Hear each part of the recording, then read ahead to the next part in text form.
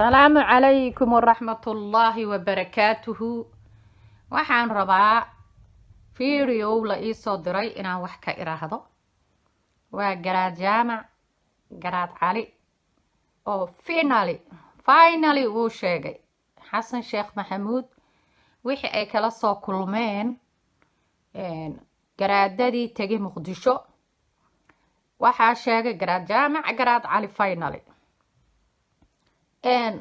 runtii si wanaagsan baa loo soo dhaweeyay, kanaa la yeelay, keeree loo qabtay.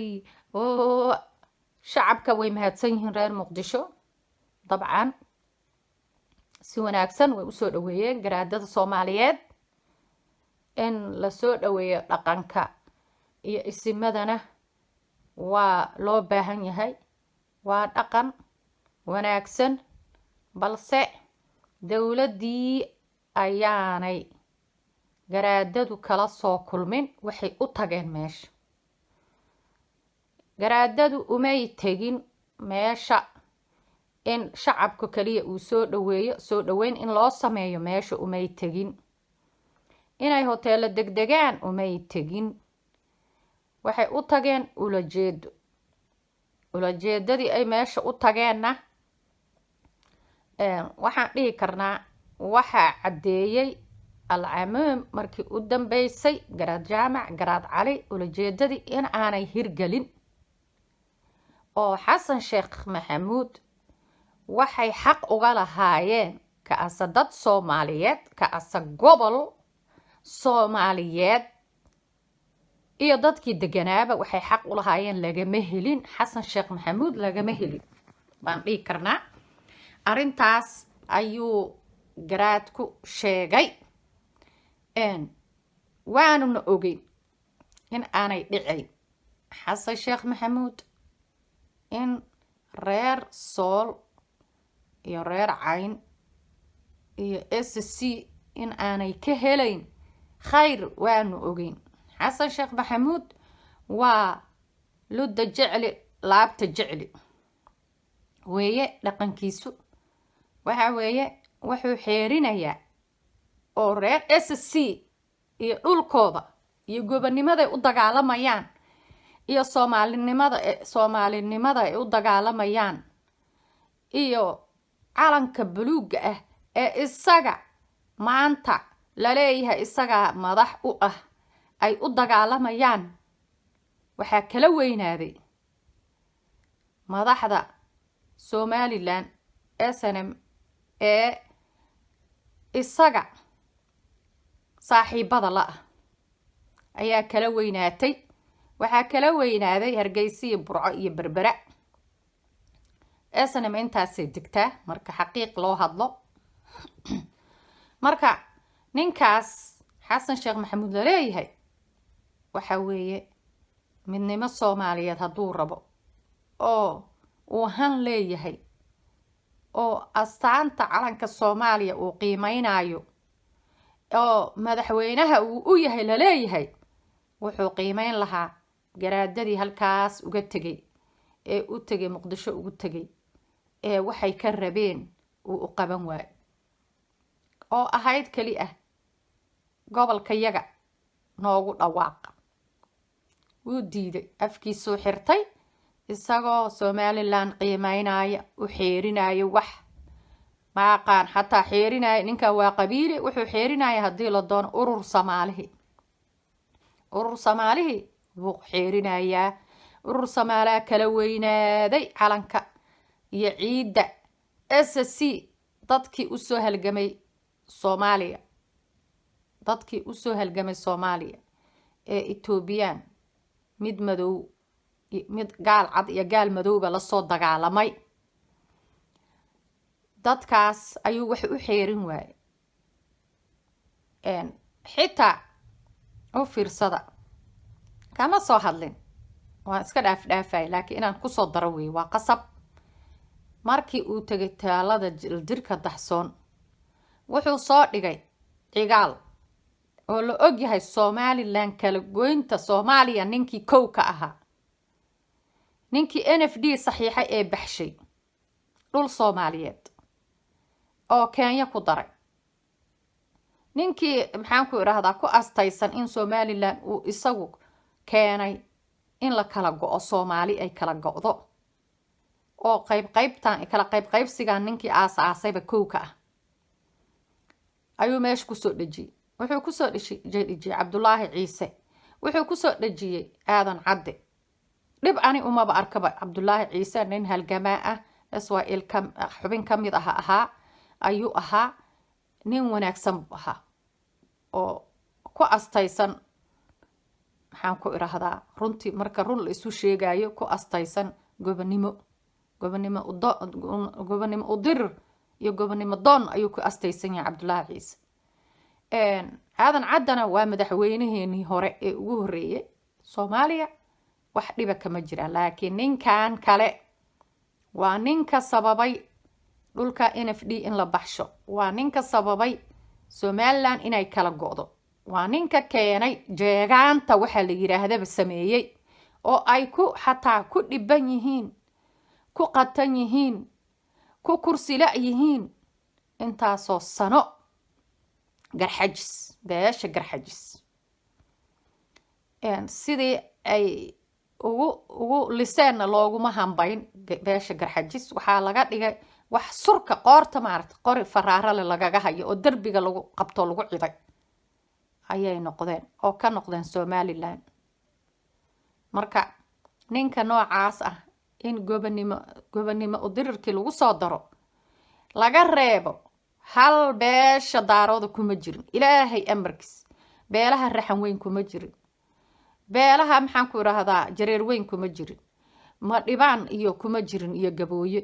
kuma jirin cid kaloo ku jirtay soomaali lama arko waa intoodii urur soomaali kaliya ayaa meesha lagu soo xusay oo calanka loo saarayo loo buuq lahayo turumbooyin loo yeeryeerinayo waxaas xaq miya xeer miya sharaf miya maya dadka soomaaliyeed intaa way ka wen yihiin wayna ka badan yihiin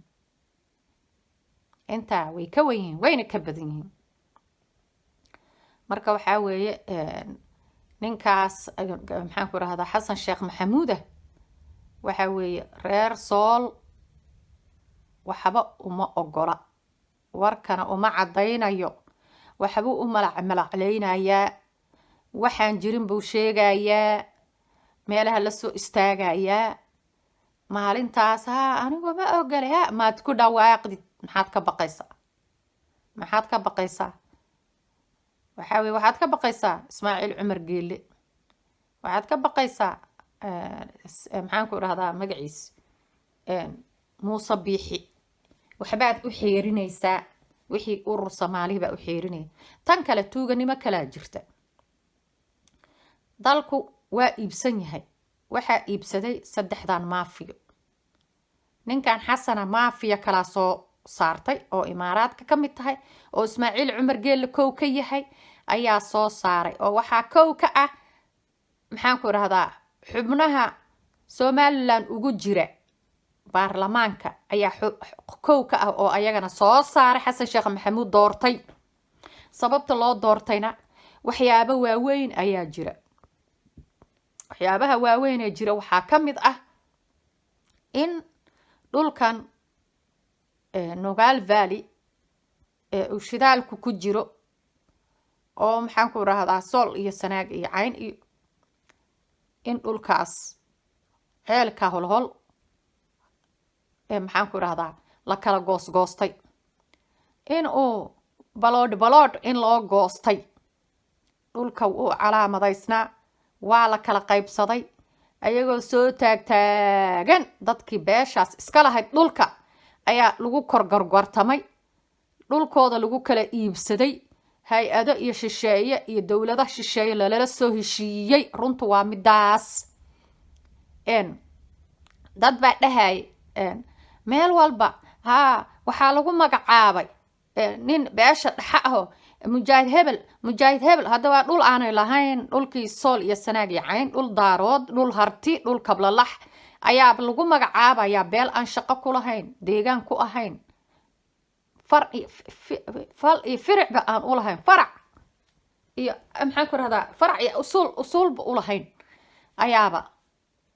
isku magacawday dadkii oo soo taagtaagan dhulkoodii ma soconaysaa ma soconayso arrintaasaa qaraxday oo aniga hadda ka horna fiideo hore aan kaga soo hadlay oo la og yahay arrintaas ayaa jirta reer sool iyo sanaag iyo caynow hartiyow arrintaasaa jirta waa laydinku dul gorgortamay dhulkiini adinkoo taagtaagan baa laydinku dul iibsaday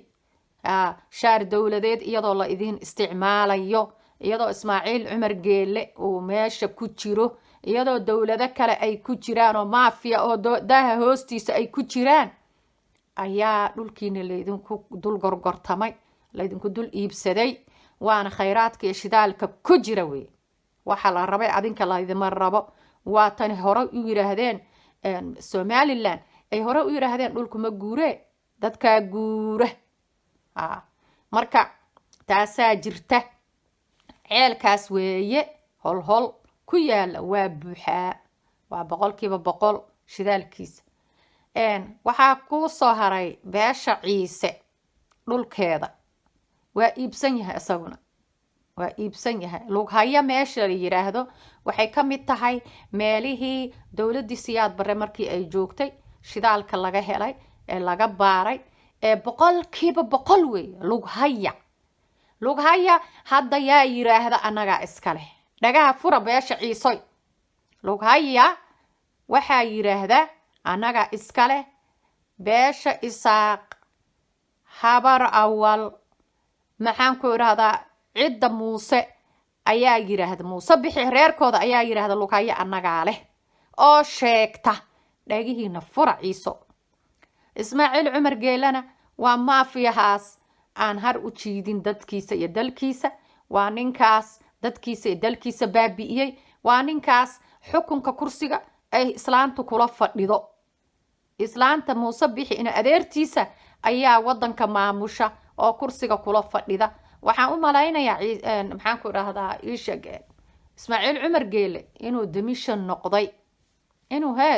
noqday dimishanka qaar maalinna wuxuu u hadlaa qofka si qof quman oo toosan intuusan toos u wada noqon maalinna wuu khalkhaldama oo wuu khalkhalaa hadalkiisa khalad baa ku jira marka hays dhihina si fiican buu u hadlaaye maxaa dimishan ka dhigay hadduusan dimishan ahayn waay dadkiisa uu ugala hadli waayey Ethiopia lagu laynayo lagu xasuuqayo dhulka laga boobayo muxuu uga hadli waayey dawlad buu sheeganayaa Ismaaciil Cumar Geele haddii Ismaaciil Cumar Geele uusan maafiya u ahayn muxuu dadkiisa ugu dhiidhii waaye muxuu dadkiisa ugu damqan waaye maxay dhibaatadooda Ciise dhibaatadiisa ay u gubi weyday muxuu dadkiisa oo doosan maafiya u ahayn Ismaaciil Cumar Geele hadduusan maafiya ahayn maxaan ku iraahdaa wadankooda uu ugu cadaadinaya muxuu gaajada ugu dilay muxuu faqriga u baday maxaan ku iraahdaa meel walba uga soo xirtay maxaa ilmihiisa iyo reerka naagtiisa xunta ah iyo maxaan ku iraahdaa dadka ay masruufayso beesheeda ah Somaliland ay gelisay wixii dhaqaale ahaa gabilay beeraha Muuse Biixi waxaa la ii sheegay Ciise adin qarxiye Muuse Biixi wuxuu beeray maxaa la dhahaa qamadi wuxuu beeray sareen ayuu beeray sareenkaas uu beeray qamadiga salka uu ku beeray qalabka iyo adduunka iyo wuxuu geeyay oo dhan oo shaqeynaya casriga ah waxaan maqlay islaantan ayaa wax ku leh Allahu a'lam wixii run ah wixii been saas ayaan maqlay dhaqaale badan ayay gashatay Somaliland islaantan hadda Ismaaciil Cumar Geele koonfur wuxuu gashaday dhaqaale badan ayuu gashaday oo Xasan iyo dadkan koonfurta degan dad badan ee ganacsato ah oo dawlad la'aanti ku faa'iiday oo wadanka baabi'inaya jira hay'ado iyo shirkado ah waxay degan yihiin Djibouti dhaqaalahooda Djibouti u yaala that's why Xasan iyo dadkan koonfurta degan ay hadda Djibouti intooda de ma aha shacabka ma aha dadka intooda badan ma aha waa shakhsiyaad tuuga maafiya dawlad la'aanta ku taajiray maxaan ku iraahdaa ganacsiyo ka samaystay dawlad la'aantii Soomaalida dhiigooda cunay dadkooda cunay dhulkooda cunay maxaan ku idhaha sharciyadoodii dadkii soomaaliyeed cunay dowladnimadoodii cunay weeyaan waa dad shakhsiyaad yar wey shirkado ah tuugo ah oo xagga dhaqaalihii dhigtay hadda ismaaciil cumar geel isaguna koonfurta soomaaliya dhaqaalo badan ayuu gashaday waxaa weye ninkan waa maafiyo wixiisa dhan wuu kala xadxaday wuu kala xerxeraystay meelo badan uu ku kala qorqortay wadamo kale badan buu gashaday yemen buu ooli jiray dhaqaalihiisa suudaan buu ooli jiray sida la sheegay wuxuu ooli jiray dowladahan waxaan u malaynaa France iyo guryo inay ugu yaalaan saasaan maqlay wuxuu ugu yaalaa ingiriiska dad baa dhahaya Belgium baa guryo ugu yaalaa hadda turkigaas la gadanaya waxaa la yiri qayb buu ka yahay Kenyadaas dhaqaale u yaalaa la yiri Etoobiyadaas dhaqaale u yaalaa la yiri marka waa nin godad badan wax badan kala xasaystay war lacagta kali ah uu ka sameeyo meelahan saldhigyada military ayaan bala soo koobi karin hadduu dadka yar ee reer Jabuuti uu siin lahaa nolol wanaagsan ayay ku noolaan lahaayeen haba ahaatee dhibaato weyn oo runtii la soo gudboonaatay dadka Soomaaliyeed qaaradda Afrika geeska Afrika in laga dhigo xero wadan dhan in laga dhigo xero ciidan inay dhibaato tahay oo dhibaato ku tahay geeska dhibaato ku tahay Afrika dhibaato ku tahay dalka Soomaaliyeed dhibaato ku tahay dadka Soomaaliyeed dhibaato ku tahay islaamka marka maanta intaasaan ka hadlayay waxaan ku faraxsanahay guddigii 33 ahaa inay doorteen maxaan ku irahdaa dawlad dhammaystiran oo maxaan ku irahdaa madaxweynaha hadhowna soo dooran doonta saan maqlay madaxweynahay soo dooran doonaan hadhow 42 miyaa la yiri ayaan u malaynayaa in ay soo dooran doonaan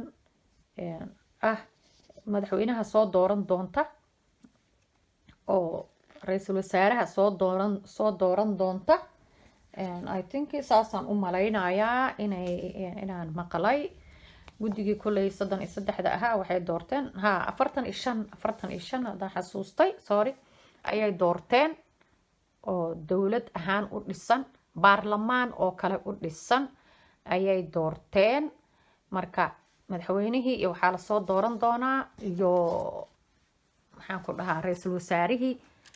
dawladda Khaatumo state maamulka Khaatumo state ayaa SSC ayaa halkaas lagu dhigaya maxaan ku dhahdaa dhidibada loo aasaya dhidibada loo taagaa bud aan dhihine sorry dhidibada loo taagayaa hadde waxaa weeye ninku yiri